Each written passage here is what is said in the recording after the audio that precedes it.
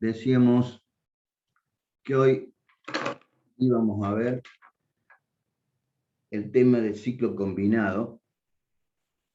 Previamente vamos a completar lo que vimos en la clase pasada. ¿Recuerdan esta? Denme un segundito.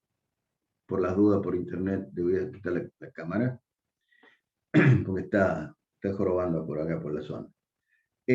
Habíamos visto una turbina, digamos, es una configuración determinada, con un fan, compresor de baja, compresor de alta, turbina de baja, que se movían en dos ejes concéntricos y producían un determinado trabajo. El compresor ayudaba a hacer la admisión junto con el fan.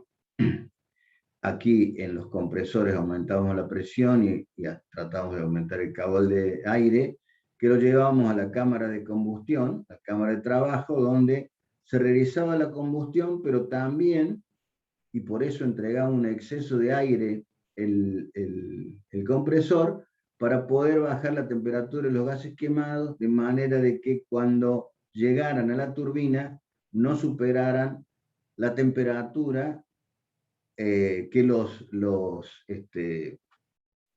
¿cómo es?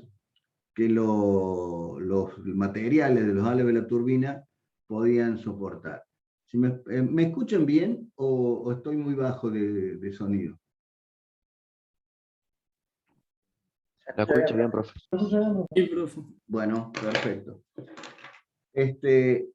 Entonces, de esa manera conseguíamos un trabajo para poder aprovechar o realizar distintas entregas con la potencia que teníamos en el eje, ya sea en el caso aeronáutico, mover una hélice, un fan, trabajar en un helicóptero, o en el caso estacionario, mover un generador, mover una bomba, y en el caso aeronáutico también propulsar. Estas máquinas tienen un rendimiento global que es relativamente bajo, hablamos de 20%, 22%, más bajo que los motores alternativos. Eso es porque necesitamos generar una mayor cantidad de aire que la que necesitamos para la combustión.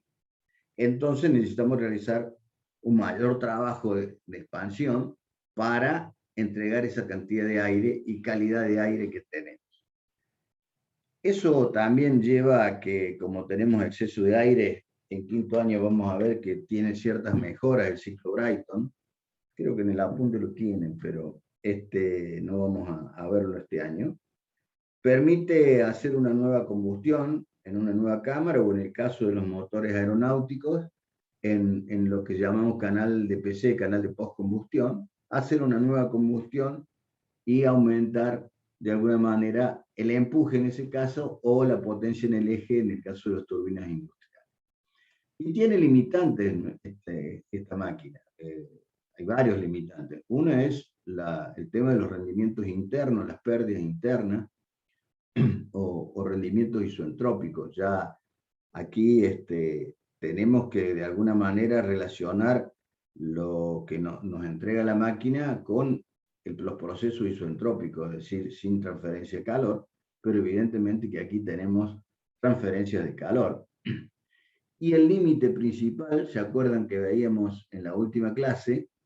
Está dado por la temperatura de incidencia de los gases quemados sobre los alas de la turbina, que habíamos visto que relacionábamos una relación de compresión termométrica, en este caso para llevarlo a temperaturas, que corresponde a una relación de compresión manométrica de presiones, y el beta, que era la diferencia de temperaturas entre las cuales hacíamos el aporte de calor, y de alguna manera representaba el aporte de calor que realizábamos.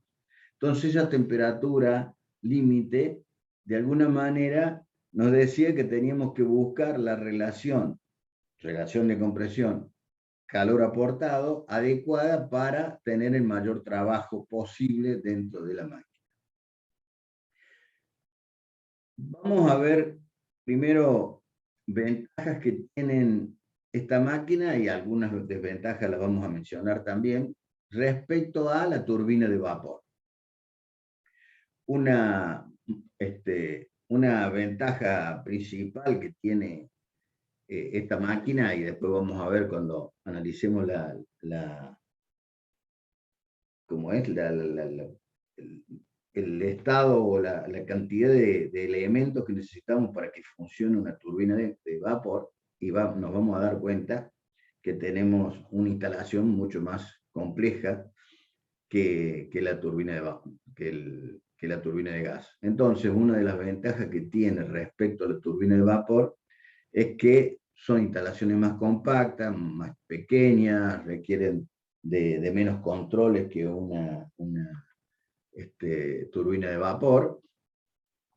Hay cosas que no tienen esta turbina, como el tema de menor cantidad de accesorios. Y acá vamos a hacer referencia, como lo vamos a comparar también con la turbina de vapor, en la generación, evidentemente que tiene mucho menos cantidad de accesorios que tiene una turbina de vapor, porque tenemos la caldera y todos los elementos que requerimos de la caldera. Economizadores, evaporadores, sobrecalentadores, fuentes frías, varias partes de la instalación, que son una instalación en sí misma y que necesitan controles. Entonces, controlar una planta de turbina de vapor requiere de mucho más cuidado y mucho más elementos que una turbina de gas.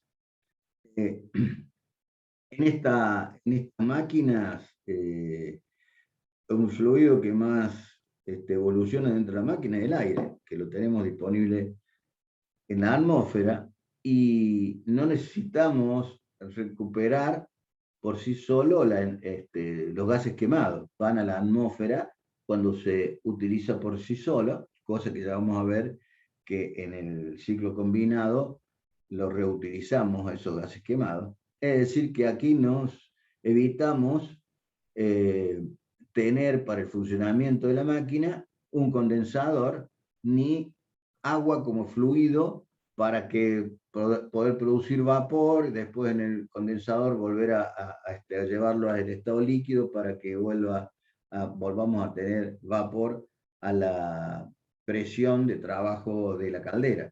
Estos son elementos que no los vamos a tener disponibles. El tema de lubricación, cuando evoluciona vapor dentro de la máquina, es muy difícil cerrar la parte donde evoluciona vapor y la mecánica propiamente dicha. En este caso, en las turbinas de gas, los rodamientos se sellan por lo que se llaman sellos laberínticos, que son muy efectivos, muy simples, y eso hace que logremos un control de que no pase el líquido hacia a la otra zona, ni vapores, no vapores, sino combustible, hay aire evaporado a la zona que requieren de lubricación. Además, tenemos que lubricar bombas, tenemos que lubricar todos los elementos que tengan movimiento de rotación. Ahí tenemos que llevar y lubricar esto. Acá, con una bomba, nos permite, inclusive en el uso estacionario, esa bomba está fuera de la máquina, se mueve por sí sola, puede ser eléctricamente, está en un recipiente que está al costado de la máquina con la suficiente cantidad de aceite para que lubrique todos los rodamientos o los cojinetes de fricción con los cuales esté construida la máquina. En ese caso es mucho más fácil. Como recién decíamos, controlar esta máquina es mucho más fácil. ¿Qué es lo que le vamos a controlar? Y presión en algún lugar del compresor, temperaturas entre algunas etapas de turbina, caudal y no mucho más. Hablo para una instalación fija, ¿no es cierto?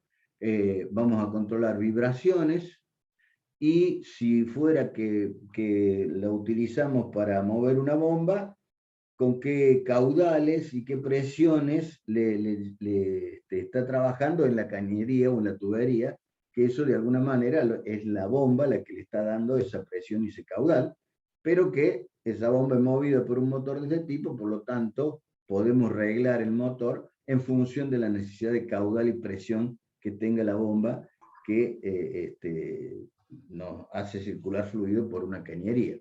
En el caso de un generador, evidentemente que aquí tenemos que ver bien el acople que tenemos con el generador, y una vez que lo ponemos en marcha, la máquina va a pleno y en función, va a girar a determinada velocidad en función de qué potencia requerimos para mover el condensador, en función de la cantidad o cuánto esté generando ese generador de electricidad.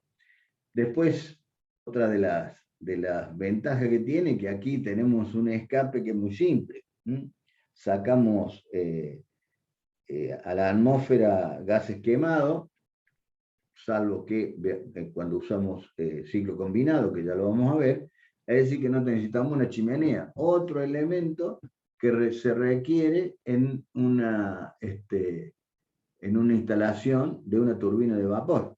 Aquí no necesitamos nada de chimenea, una máquina, fíjense lo compacta que es, que la primera mejora o ventaja que tiene esta máquina respecto a la turbina de vapor. Esto es, y no solamente con la turbina de vapor, sino con el motor alternativo, la relación peso-potencia es muy difícil ni siquiera de comparar o acercarse. Los tamaños de esta máquina y la potencia que nos entregan, evidentemente que son muy superiores a la turbina de vapor en este caso.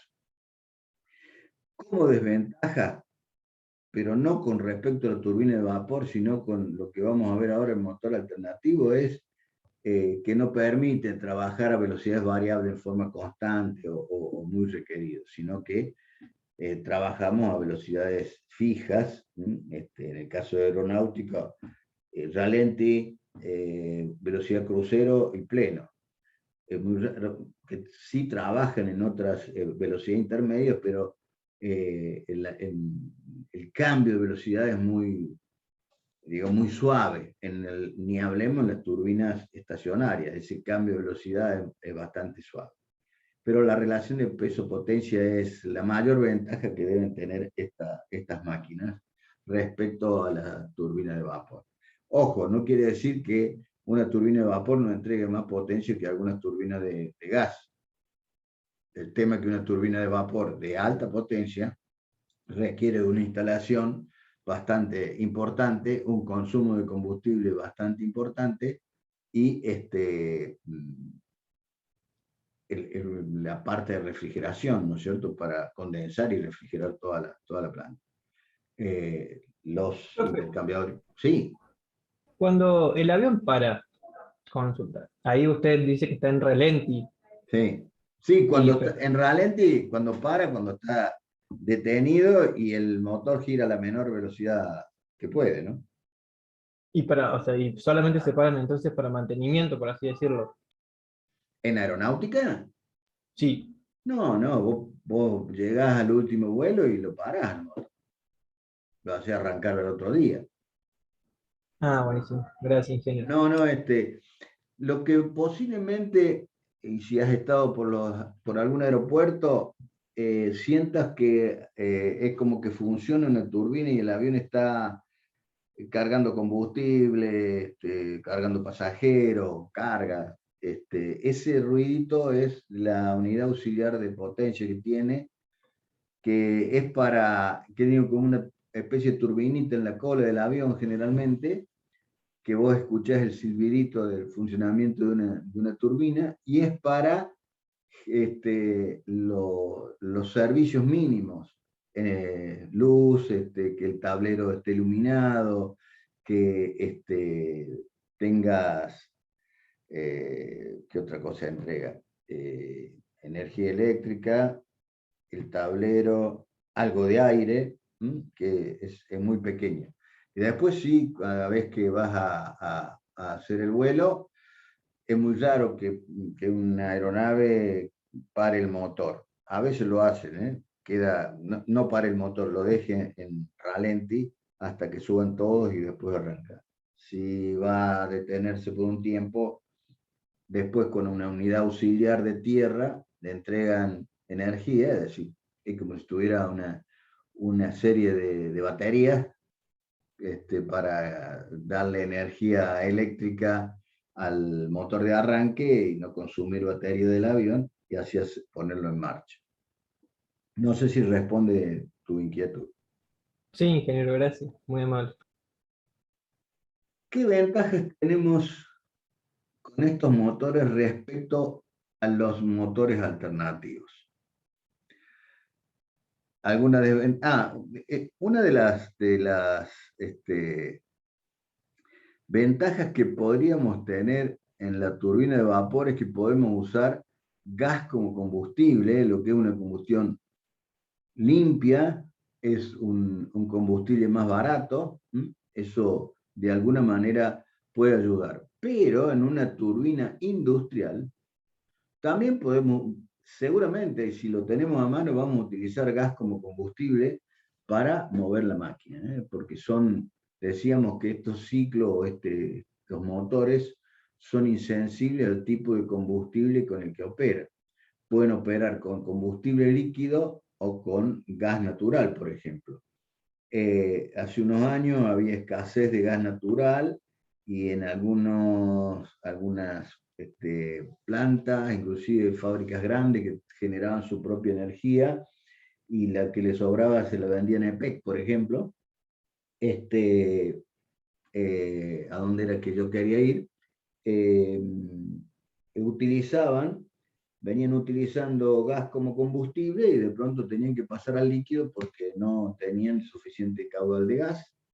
Y lo único que sí tenés que hacer es, algunos ya vienen preparados con inyectores para gas e inyectores de combustible líquido y mediante una llave de 3 vías o parando la máquina, comenzás a utilizar combustible líquido. Y el combustible líquido puede ser una nafta aeronáutica, nafta común, gasoil, fueloil, dieseloil, cualquiera de esos combustibles. Lo único que sí tenemos que tener en cuenta que la unidad de control de combustible y aquella que requiera una válvula que nos entregue el fluido con un determinado caudal y a una determinada presión, que conjuntamente con la unidad de control hagan llegar en la presión y el caudal requerido para el buen funcionamiento de la máquina. Los motores alternativos no pueden usar cualquier tipo de combustible, por lo que recién acabamos de decir. Fíjate vos, fíjense que ni siquiera que lo hubiera pensado. En los motores alternativos, nosotros no obtenemos un combustible de acuerdo a un motor que hemos diseñado. Es totalmente lo contrario. Nosotros diseñamos un motor en función del combustible que disponemos. Por eso, un motor ciclo Otto o encendido provocado, encendido por chispa, explosión, como se le llama, y lo adaptamos para que use las naftas que se consiguen actualmente. Evidentemente los combustibles van mejorando y la tecnología de los motores va siguiendo esa mejora de los combustibles, pero no diseñamos un combustible para para un determinado tipo de máquina. Sí, lo que hacemos, por ejemplo, es adaptar la máquina a usar gas como combustible, en el caso del motor alternativo, pero ya digamos que tiene determinadas pérdidas de potencia, por ejemplo, con el uso de gas como combustible, porque no está el motor diseñado para usar gas como combustible. ¿Lo podemos usar? Sí, lo podemos utilizar, pero tiene sus contras también y su ventaja el económico, ¿no? Entonces, Profe, sí, Con el tema de la turbina a gas y a gasoil, como explicó, que tenían los dos sistemas, ¿es la misma aleación que se usa en los, ¿cómo se llama esto? En el sistema, ¿usa los mismos metales que para solamente a gasoil o ya cambia debido a que No tiene cambiamos gas? nada. ¿Vos decís en los inyectores o en la turbina? No, en la turbina, perdón, en las No, el ruedas, material es todo lo mismo. Es todo lo mismo. Son aceros especiales, ¿cómo es? Que se llama aleaciones, superaleaciones, que se utilizan en materiales en base a níquel, cromo, mucho más, cada vez tienen más porcentaje de níquel que de cromo porque soportan alta temperatura y son antioxidantes. Pero el material es el mismo, lo único que tenemos que cambiar es el canal por el cual va a llevar el combustible, la cañería, y el tipo de inyector, porque es totalmente distinto un inyector de líquido, es un inyector que hace una pulverización del combustible adecuada, que en el caso del gas, que es una hornallita más chica, o dependiendo del caudal que necesite, ¿no? Pero tiene perforaciones graduadas de una determinada dimensión y nada más. No es como el inyector de combustible líquido. Buenísimo. Bueno, esta otra ventaja, el equilibrado. Creo que lo dijimos ya, pero vale la pena repetirlo. Estos motores mecánicamente son mucho más simples que un motor alternativo, tienen menores piezas en movimientos variados como tiene un motor alternativo. Recuerden que pasamos de un movimiento de traslación a uno de rotación a través de un sistema biela-manivela y con todos los demás elementos que necesitamos para que eso funcione correctamente. Y este caso son ruedas que giran, ¿sí?, a altas velocidades, pero que mecánicamente es mucho más simple. ¿Cuál es lo más complicado que tiene desde el punto mecánico? No vamos a entrar en el tema de que aquí lo complejo es el manejo del fluido, ¿no?, de la energía. Eso ninguna duda. Pero mecánicamente es mucho más simple. Son dos ejes o tres solidarios con reductores de velocidad que funcionan con apoyos. Los apoyos sí no son fáciles de calcular y de ver cuál es el que mejor se adapta por la velocidad de funcionamiento y la temperatura, pero digamos es relativamente simple. ¿Y cuáles son las condiciones o los medios que tenemos que tener en cuenta para que esta máquina funcione correctamente y no prácticamente no tenga fallas? Una es el equilibrado, que ahí lo está diciendo, el equilibrado. Ese es fundamental. Pero no me acuerdo si era con ustedes que decíamos, los equilibrados cuando se arma de nuevo la máquina o cuando se cambian álabes y se hace una reparación, se tienen o se hacen un equilibrado estático repartiendo los pesos de los álabes de la mejor manera posible. Hoy en día hay software que uno pesa álabe por álabe, evidentemente que la balanza de alta eficiencia y mide con muy poco error.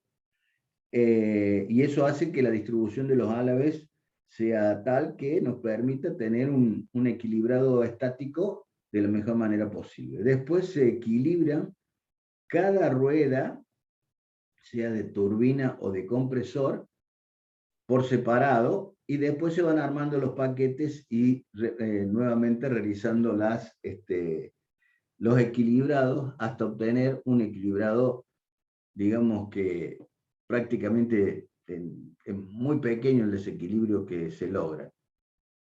Esto se hace en máquinas especiales, con controles especiales y de distintas maneras, en algunos casos colocando material, en otros casos sacando material.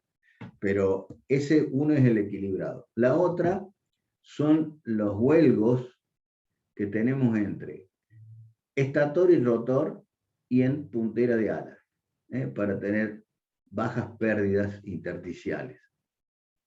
Y el tercer tema son los torqueos con los cuales ajustamos o vinculamos, por ejemplo, compresor con turbina o todo el paquete de etapas de la turbina y del compresor. Con esas tres cosas que realizadas de acuerdo a lo que dice la documentación del fabricante, nos garantizamos o tenemos un gran porcentaje del éxito garantizado. Como decíamos, mecánicamente es mucho más simple, ¿no? Por los mecanismos con los cuales funciona esta máquina respecto a al motor alternativo. Para igual potencia tienen menor área frontal. Por más que busquemos un motor sobrealimentado, pero no vamos a poner a generar energía un motor sobrealimentado, o en aeronáutica, motores alternativos sobrealimentados, es complejo porque, bueno, ya que me metí lo digo, pero tendríamos que tener una graduación de la presión de sobrealimentación, de manera que no tengamos la posibilidad que el motor detone cuando está a baja altura o a nivel del mar, y trabaje correctamente con una presión adecuada a la altura a la cual se establece su techo de funcionamiento de acuerdo a esto de la presión. Es decir, que tendríamos que ir aumentando gradualmente la presión de sobrealimentación a medida que vamos subiendo, porque si no, si tenemos la misma presión a 4.000, 5.000 metros de altura que a nivel del mar, seguramente ese motor va a detonar. Por lo tanto, eso tiene que ver con la menor área frontal que tienen estas máquinas. Ni hablemos en aeronáutica. En aeronáutica lo que se trata por todos los medios es de disminuir esa área frontal, aunque tenga un fan que es bastante importante en su diámetro, pero ¿qué es lo que pasa? Parte del aire que pasa por el fan va acá a la máquina y el resto se usa para propulsar, entonces no tiene tanta, digamos, no se impide o no hay mucha resistencia al avance por lo que produce el fan. Al contrario, tenemos una posibilidad de mayor empuje. Tienen mayor duración. Creo que ayer hablábamos con el otro curso, pero ¿se acuerdan que habíamos visto una turbinita industrial que tenía 1000, 1100 caballos? Depende del cuidado que tenga, del combustible que utilice y de cuán cargada trabaje la máquina durante determinado periodo de tiempo, pero estamos hablando que esa máquina chica, que es la que, digamos, las máquinas chicas tienen menor tiempo entre reparaciones grandes, estamos hablando que puede ser, depende, si mueve bombas y están bastante exigidas durante su uso, estamos hablando de 25.000 horas de uso a 35.000 horas de uso, esa misma turbina. Otras superan a veces y tienen muchos cuidados, tienen muy buen control y el combustible que utilizan es de muy buena calidad. Estamos hablando de 100.000 horas y 110.000 también, entre reparaciones mayores. Por lo tanto, eso habla de que tiene una mayor duración. Y después, no es que llegamos a esa cantidad de horas y la tiremos, sino que se desarma íntegra la máquina y se pueden cambiar partes, reparar. Eso cuando estemos en quinto vamos a ver cómo se hace el mantenimiento y reparación de este tipo de máquinas. Por eso decimos que tiene una mayor duración que los motores alternativos. Aquí esto de menos contaminante es cuando usamos gas como combustible, pero podemos decir que nuestros motores alternativos, si usan gas como combustible, algo para lo cual no están diseñados, también son poco contaminantes o prácticamente no contaminan, porque la combustión con gas es prácticamente completa, una combustión bastante limpia, pero si usamos combustible líquido, la podemos llegar a hacer menos contaminante que los motores alternativos, sobre todo cuando los motores alternativos trabajan con variación de velocidad. Hoy con los sistemas que se utilizan de control de la combustión electrónicamente, los elementos que utilizamos en el escape y demás, hacen que también haya disminuido la polución que generan a través de la combustión los motores alternativos. Y acá sí, más que las turbinas de vapor, la relación peso-potencia también es bastante importante. Hay motores alternativos que usar un motor alternativo para que nos dé, por ejemplo, 20 megas de potencia, son motores inmensos y no sé si llegan a dar esta potencia, mientras que estos motores pueden entregar 40, 60 megas de potencia en los motores grandes que mueven generadores sin ningún tipo de problema. ¿Alguna duda quedó sobre esto? Profe, yo no entendí bien lo de la menor área frontal, no sé a qué se refiere. Vos cuando lo ves de frente, ¿sí? Ves el motor que tiene un diámetro determinado, la turbina, ¿sí? Cuando vos ves un motor alternativo que tiene la misma potencia que te entrega la turbina, es mucho más grande. No solamente, hablo de área frontal, no hablemos de peso. Por eso la relación peso-potencia. Un motor de 1000 caballos... Tamaño, digamos. Exactamente. Por Ok. eso tiene que ver. Por ahí vos te parás delante de una aeronave comercial y te parece que tiene un motor, estamos hablando, y para ser bien medio burdo, pero bien gráfico, de que tiene el fan alrededor de 2 metros, 2 metros y pico. Y vos decís, qué pedazo de motor. Resulta que eso es el fan. Después el motor se achica bastante y por ahí tiene 600 milímetros de diámetro. 700, ¿sí? Bien. ¿Está claro? Sí, profe, clarísimo. Bueno, entonces vamos a seguir y ahora sí nos vamos a meter un poco con el tema del ciclo combinado. ¿De qué se trata esto del ciclo combinado? Y es utilizar dos turbinas, una de gas y una de vapor, una de gas aquí arriba, otra de vapor aquí abajo, en la misma planta. Eso desde ya tiene dos condiciones o dos puntos a favor. Una es de que aumentamos la potencia en el eje, por lo tanto aumentamos la capacidad de generación de energía. Ahí tenemos un alternador, generador de energía. Y la otra es economizar combustible, y al economizar combustible también podemos decir que mejoramos el tema respecto a la polución. ¿Cómo funciona así en grandes rasgos esto? Esto que ven aquí, por acá entra el aire. Cuando vemos una turbina aeronáutica, el aire ingresa por todos lados cuando está detenido. En este caso, siempre va a estar detenido, ¿no es cierto? ¿Por qué hacemos la entrada de aire por acá? Porque acá están los filtros. Aquí hay filtros para que el aire llegue lo más limpio posible a la máquina, y eso sobre todo ayuda a conservar el compresor, que es el que nos va a tener que entregar aire necesario y suficiente durante mucho tiempo. ¿Sí? En estas que funcionan muchas horas sin parar, conviene que el trabajo del compresor sea con aire lo más limpio que se puede. En las turbinas más pequeñas, que por ahí bombean fluidos, y bueno, por ahí en la planta tiene 3 o 4 turbinas y una no se utiliza, entonces ahí hacemos la limpieza del compresor. Pero aquí ingresa el aire, que es admitido por el movimiento del compresor. El compresor es una aspiradora bastante importante.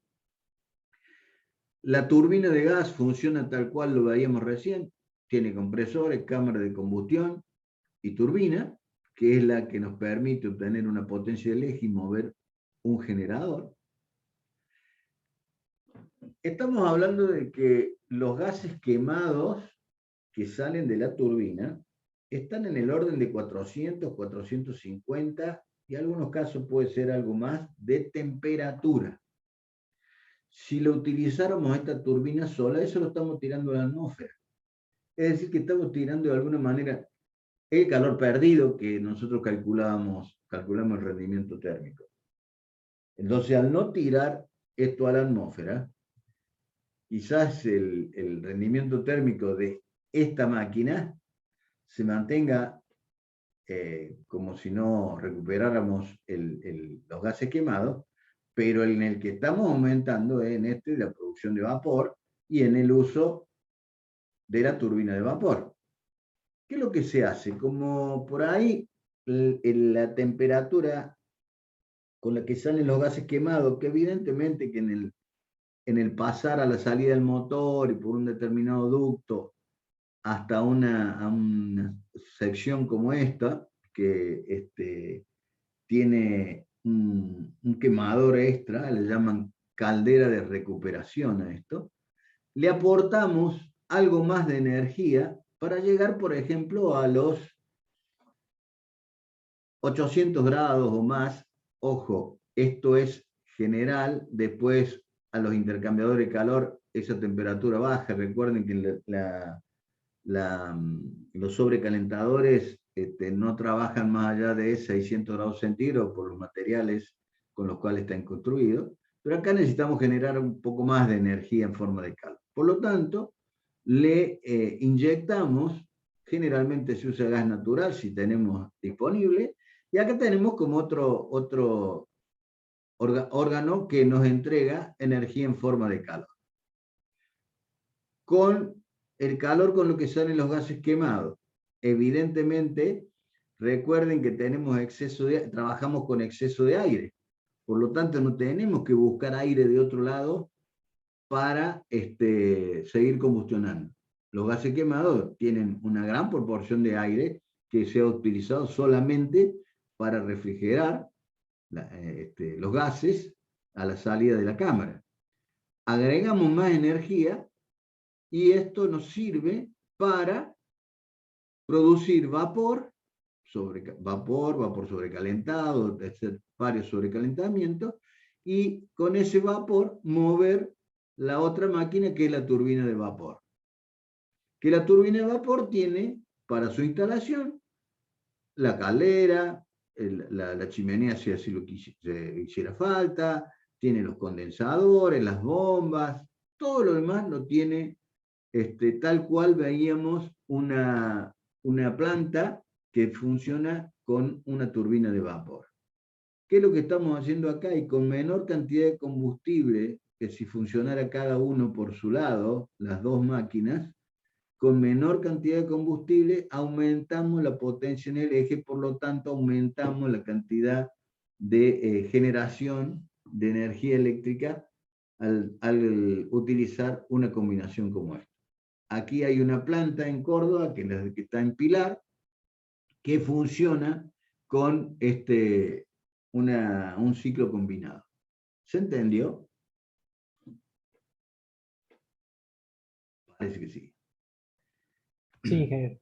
Entonces, por un lado, utilizamos una máquina que cumple un ciclo Brayton, real por supuesto, y otra que cumple un ciclo de Rankine, que también vamos a hablar de real. Una es la turbina de gas y otra la turbina de vapor. Como recién decíamos, en función de la potencia que tenga cada máquina y como una alimenta de alguna manera con un fluido a la otra, una la decimos que es de ciclo superior y otro que es de ciclo inferior. Esto no es menoscabar una turbina respecto a la otra, sino que la de ciclo inferior funciona teniendo en cuenta que la otra le estás de alguna manera entregando algo de energía. Aquí lo que necesitamos agregar es estos quemadores y en la caldera de recuperación para aportar algo más de energía y así poder obtener sin problema vapores que luego pueden llegar a ser sobrecalentados. aquí tendríamos un esquema de una planta de este tipo con las turbinas de gas y las turbinas de vapor. ¿Se ve? Es decir, que lo que hacemos es aumentar la potencia en el eje. No recuerdo que tengo acá. Bueno, esto de alguna manera está diciendo que en el ducto de transición, que vemos acá, a esto le llamamos ducto de transición, tenemos quemadores para aportar algo más de energía y así poder hacer funcionar la turbina de vapor. Por supuesto que le tenemos que agregar para que funcione la turbina de vapor, la bomba o bombas que llevan el agua hasta la caldera, precalentadores, economizadores, como veíamos en un ciclo, evaporadores, todo tipo de elementos que nos permitan el funcionamiento de la turbina de vapor. Aquí estarían también los condensadores, ¿no es cierto? Toberas, que son las encargadas de llevarnos el vapor para que funcione la turbina de alta, media y baja presión. Y de esa manera armamos, digamos, la planta utilizando dos tipos de turbinas diferentes, o de máquinas diferentes para ser más genérico. Vamos a ver si armamos los dos ciclos en conjunto. Lo vamos a hacer en un diagrama entrópico. Vamos a empezar con el ciclo Brayton. Lo vamos a analizar teóricamente. No hace falta que lo analicemos en la realidad porque usted ya lo conoce. Vamos a suponer un punto, le vamos a llamar 5 porque se me ocurrió poner 5. Y ahí, ¿qué es lo que vamos a hacer? Vamos a comprimir adiabáticamente en el compresor todo el fluido que podemos admitir. Y ahí hay un trabajo del compresor que se realiza que lo vamos a tomar del trabajo positivo que es la expansión en la turbina. A partir de ese punto que lo llamamos 6, vamos a hacer a presión constante un aporte de calor hasta la temperatura máxima de utilización de la máquina, que la vamos a llamar, en este caso, 7. En esa condición, esto se produce dentro de una cámara de combustión. Recuerde que esta es la turbina de gas, en la cámara de combustión. Tenemos cierta energía interna, entalpía en el punto 7, que es aprovechada para hacer un trabajo de expansión en la turbina, donde expansionamos hasta presión atmosférica. Por eso recuerden que decíamos que es expansión completa, y llegamos al punto 8. Ese sería el trabajo de expansión que realizamos en la turbina de gas. ¿Qué más que importante tener en cuenta? De 8 a 5, decíamos, cuando analizábamos el ciclo Brayton por separado, a presión atmosférica teníamos la pérdida de calor total. Pero acá vamos a consumir parte de esa energía que tiramos a la atmósfera, y digo parte porque parte se va a perder por intercambio de calor, es la que vamos a utilizar para generar vapor en la turbina de vapor. Y ahora vamos a dibujar de la mejor manera que se pueda, dentro de la campana de Andrews, un ciclo Rankine, y le vamos a poner un sobrecalentamiento. Y vamos a empezar también por la bomba. En este caso, a ese punto lo llamamos 1, con el trabajo de la bomba que necesitamos para llevar hasta la presión de trabajo de la caldera. Ahí hay un trabajo de la bomba que necesitamos para aumentar esa presión. Luego de 2 vamos a llevar, recordemos que acá en 1 teníamos líquido porque habíamos condensado el vapor húmedo, por lo tanto ahí a la caldera ingresa líquido. Puede que tengamos en instalación, es lo que siempre se utiliza, los economizadores que habíamos visto en clases pasadas. Teóricamente, la obtención del vapor es a presión constante y también a presión constante de nuestro nuevo sobrecalentador o intercambiador de calor. Sobrecalentamos el vapor para realizar un trabajo de expansión en la turbina de vapor hasta llegar, por ejemplo, al final de ese trabajo a un vapor húmedo, produciendo un trabajo de expansión de la turbina de vapor. Fíjense que tenemos un trabajo de expansión de la turbina de gas, un trabajo de expansión de la turbina de vapor. Un trabajo que vamos a quitarle a este trabajo de la turbina de vapor de expansión, que es el trabajo de la bomba, y algo que le vamos a restar a este trabajo de expansión de la turbina de gas, que es para comprimir el fluido. Ahí lo que vamos a hacer es condensar, donde sí tenemos que tener una fuente fría para producir esa variación de esa pérdida de calor que necesitamos para que se produzca la condensación, que volvamos a tener líquido. ¿Cómo sería la planta en este caso? Porque ahora tenemos que ver dónde se vinculan las dos máquinas. Vamos a suponer, así se esquematiza un compresor. A la entrada del compresor decíamos que teníamos el fluido en la condición del punto 5, comprimíamos, salía a mayor presión, donde ahí tendríamos la condición o la presión a la cual trabajamos en la cámara de combustión, 6, aportábamos calor en la cámara de combustión, eso hacía que aumentaba la energía cinética, aumentaba la energía interna, la entalpía, y salía el fluido con una entalpía que está dada por el punto 7, una temperatura, una energía interna determinada, que en esa condición la llevábamos a la turbina de la máquina, la parte del órgano de la turbina. Supongamos que se fuera la turbina de alta presión y la que está solidaria a un eje con el compresor, por ejemplo. Salíamos de la turbina, podíamos ir a la turbina de potencia, que la llamamos turbina de baja presión, por ejemplo, no vamos a poner la de media, y de ahí es donde obteníamos la potencia. Recuerden que lo veíamos en la clase pasada. Ahí estaría el generador que mueve la turbina de gas. Ahora bien, la salida tenemos una buena cantidad de gases que salen a una temperatura nada despreciable. Por lo tanto, nosotros podemos utilizar esta temperatura a la cual salen los gases de la turbina, por la tobera de escape, digamos, y no tirarlos a la atmósfera. Entonces, ¿qué es lo que vamos a hacer? Y esquemáticamente se lo ve muy bien.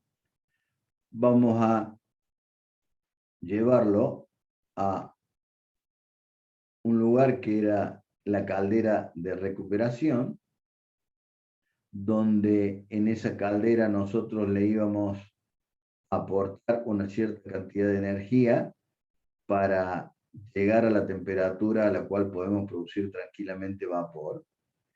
Por el otro lado, la turbina de vapor, veníamos de este punto 1, teníamos una bomba que nos permitía llevar el fluido hasta el líquido, en este caso, hasta la presión de trabajo de la caldera.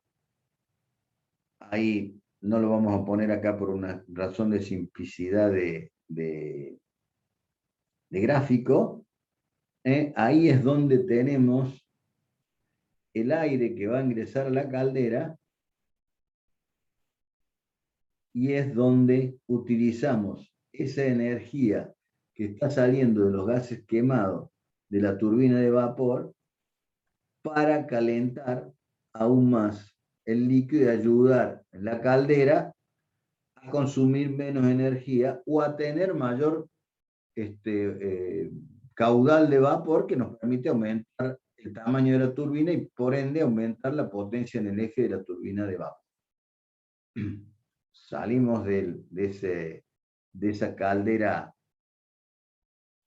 de recuperación y la caldera principal ya con el vapor sobrecalentado, es decir, que hemos aprovechado la energía de los gases quemados más la energía extra que le estamos suministrando y todos los intercambiadores de calor que nos permiten obtener vapor o vapor sobrecalentado. En esa condición, aquí tenemos vapor sobrecalentado, la hacemos ingresar a la turbina de vapor, sobre la cual producimos un cierto trabajo, no lo vamos a descomponer en todas las otras turbinas, simplemente vamos a suponer que está la de alta, la de media, la de baja, o la de alta y la de baja, que nos entrega una determinada potencia que nos permite mover un generador. A la salida tenemos vapor húmedo que debemos condensar, como su nombre lo indica, en un condensador, y así volvemos a hacer recircular el fluido. Es decir, que por un lado utilizamos un fluido o una forma de transformar energía para entregar una potencia en el eje en una turbina de gas. Y por el otro lado, realizamos los mismos procesos que habíamos hecho con la turbina de vapor que cumple un ciclo de Rankine, con la diferencia que estamos aprovechando energía de los gases de escape de la turbina de gas. ¿Se entendió? Bien. Vamos ahí. Ahí está lo que recién decíamos de hacer un aporte de calor extra para llegar a la temperatura ideal de producir vapor y sobrecalentar el vapor.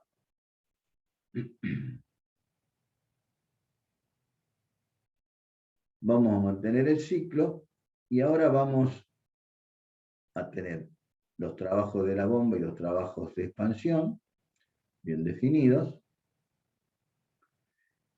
Y vamos a ver ahora qué es lo que necesitamos conocer, sobre todo para hacer un análisis termodinámico o un cálculo termodinámico. Por un lado, vamos a ver qué necesitamos conocer o tener como dato o calcular para ver cómo es el rendimiento del ciclo de la turbina de gas, para ver la capacidad termodinámica que tiene la máquina. Por un lado, la potencia de la turbina de gas, que generalmente se mide en kilovatios. Podríamos medirlo en CV, no hay problema, pero generalmente actualmente se mide en kilovatios. Después necesitamos conocer el caudal de gases que necesitamos mover o que se mueven en kilogramos por segundo, porque son los que vamos a utilizar después. El caudal de aire que vamos a necesitar para que la máquina nos entregue esa determinada potencia a través de la diferencia de trabajos que tenemos que determinar en la turbina. Como el aporte de calor lo hacemos a presión constante, conocer el calor específico de los gases en kilojoules por kilogramos Kelvin, o el calor específico del aire, también obtenido en la misma unidad, porque las pérdidas también las hacemos a presión constante. Recuerden que presión atmosférica. Necesitamos conocer la potencia que insume en mover el compresor, porque se la vamos a tener que restar del trabajo de expansión. Y con todo ello nos va a permitir calcular lo que se conoce como trabajo neto de la turbina de gas. Esa es potencia neta del ciclo de gas. Esto CG significa ciclo de gas. Es porque lo van a encontrar así en varias publicaciones. Eso sería lo que nos está entregando la máquina, la potencia neta. Como veíamos en los otros ciclos, después tenemos que ver o contrastar esto que nos entrega la máquina con lo que estamos consumiendo. ¿qué es lo que estamos consumiendo ahí? Calor. Es decir, que vamos a necesitar calcular cuál es el calor aportado a la cámara de combustión, esto en la turbina de gas, recuerden, en kilojoules por kilogramo, y el calor perdido en el ciclo de gas, en kilojoules por kilogramo, que nos va a permitir calcular el rendimiento térmico del ciclo de gas. Es decir, que vamos a calcular cada uno de estos términos, nos va a permitir determinar el valor de la potencia neta, luego el calor útil, que con todos esos valores nos permite determinar el rendimiento térmico de nuestra máquina, de nuestra turbina de gas, que sería, de alguna manera, las ecuaciones principales a utilizar. Fíjense, el trabajo de expansión de la turbina de gas sería el caudal de gases que circulan, por el calor específico a presión constante del gas, por la diferencia de temperatura entre las cuales se realiza el proceso de expansión en la turbina. Y el trabajo del compresor, donde aquí tenemos aire, y las diferencias de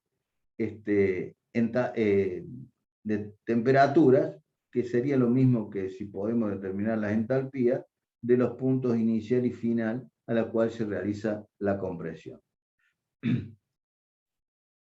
La potencia neta va a ser igual a la potencia de la turbina menos la potencia del compresor. Ahí obtenemos la potencia neta, que es la que nos permite después calcular el rendimiento térmico del ciclo.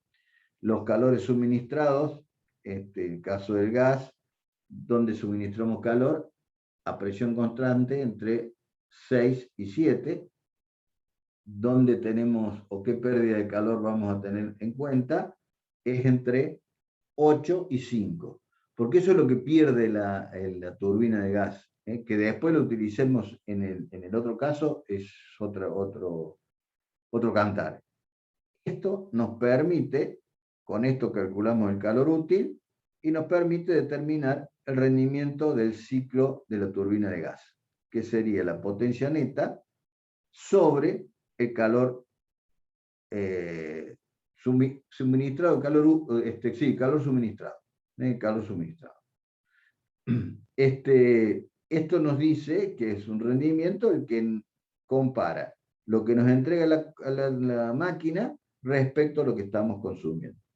Eso siempre, en cualquier cosa que veamos, rendimiento, es comparar algo que nos está entregando respecto a lo que estamos gastando para entregar en ese caso, ese algo para ¿cómo es? Mencionarlo de la misma manera.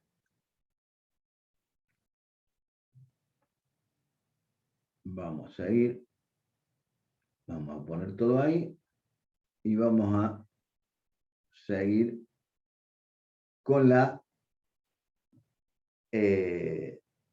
turbina que cumple un ciclo de vapor, ciclo Rankine. Aquí vamos a necesitar conocer el caudal de vapor circulante en kilogramos por segundo, la potencia de la turbina de vapor en kilovatios, esto acá, la otra era TG, esta es TB, turbina de vapor, la potencia que requiere, hablo de potencia, puede ser trabajo, ¿no es cierto?, que requiere mover la bomba, que se la vamos a tener que restar hasta el efectivo. Con estos valores nos permite determinar el trabajo neto o la potencia neta del ciclo de vapor. Y después necesitamos conocer cuál es la energía suministrada en el ciclo de vapor. Eso nos va a permitir conocer el rendimiento del ciclo de vapor, el rendimiento térmico del ciclo de vapor. Lo hacemos así para hacerlo fácil. Después tendríamos que ver cuál es la energía que entregamos para que funcione para que funcione la turbina de vapor. Por ahora no nos vamos a meter en esta clase. Entonces, ¿cómo hacemos para calcular la potencia de la turbina de vapor? Y bueno, es la masa o el caudal másico de vapor que circula por la diferencia de entalpía entre las cuales producimos el trabajo de expansión, 3 y 4. Eso sabemos que lo podemos obtener de tabla. El 3 y el 4 lo calculamos. El trabajo de la bomba sería el calor o el consumo de líquido, el caudal del líquido, por la diferencia de temperatura entre 2 y 1 para calcular el trabajo de la bomba. Después recuerden cómo podemos hacer el cálculo de la bomba.